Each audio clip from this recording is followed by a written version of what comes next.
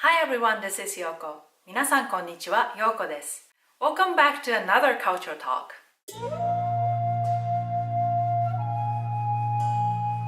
Today, I'm going to talk about Nengō in Japan.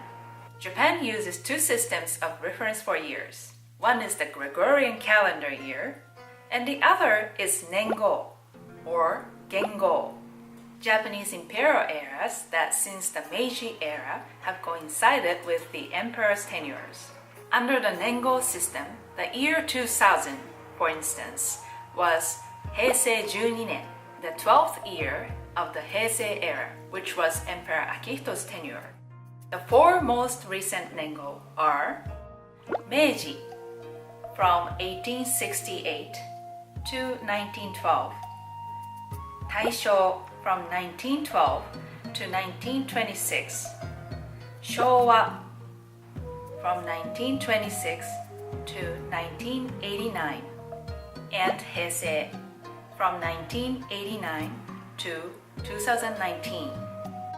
Japanese people remember Meiji as the era of modernization, Taisho as the time the movement toward democracy was born, Showa as a period of war and economic growth, and Heisei as an era marked by recession and big earthquakes. The system of the Imperial era was established in the year 645 during the reform of Taika. The first Imperial era recorded in Japan is therefore called the Taika era and lasted until the year 650. Since that time, 247 Gengō have followed, and the 248th was named on April 1st in 2019. The system evolved a little when Emperor Mitsuhito came to power in Keiō period, which began the first year of the Meiji era from 1868 to 1912. It was on this date that the system of Gengō was set up. Before this, the Gengō could change for various reasons. Before 1868, a natural disaster or epidemic could be reason enough to begin a new era and start again from scratch. An era could previously include parts of the reigns of different emperors, and an emperor could reign for several eras. This changed during the movement known as the Meiji Restoration.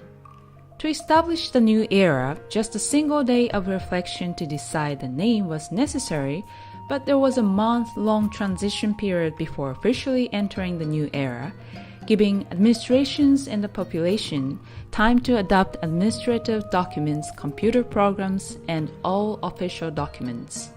It wasn't until 1872 that Japan began using the Gregorian calendar of the Western world.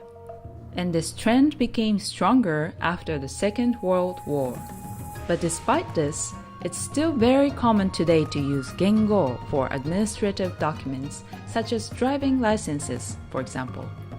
Ever since the new Japanese constitution adopted after the Second World War, it has been the government that decides the name of the era. This is how it happened for the Heisei era and now for the new era, Reiwa. Note that the same kanji tend to appear pretty frequently.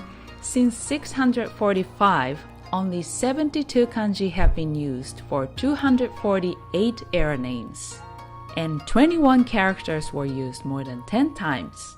The name must have a proper meaning relevant to the ideas and ambition of the nation, and have a positive meaning. It must also be constructed of kanji easy to read and write for all. Reiwa has started on May 1st in 2019 with the coronation of the new emperor, Naruhito. Reiwa was quoted in the Manyōshū, the first anthology of waka, a collection of Japanese poetry written between 7th and 8th centuries, symbol of the culture and the tradition of the archipelago. いかがでしたか? How was it? Thank you for watching and see you next time.